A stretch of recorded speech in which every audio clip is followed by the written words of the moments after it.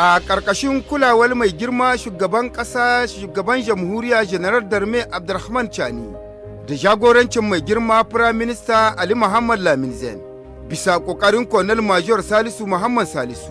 Ofishin ministan da ke kula da sha'anin manyan ayyuka na gwamnati da gine-gine ta shirya taro na manyan masu ruwa da tsaki na ayyukan gine-gine a ƙasar mu Nijar.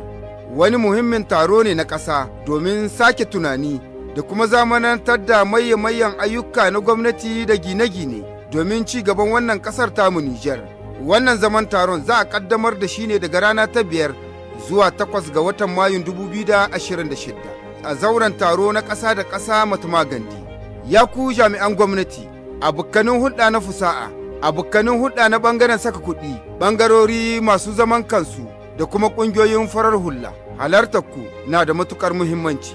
Wannan taro na mayan ayyuka da gine-gine wata muhimmiyar dama ce wajen gina Nijar ta gobe.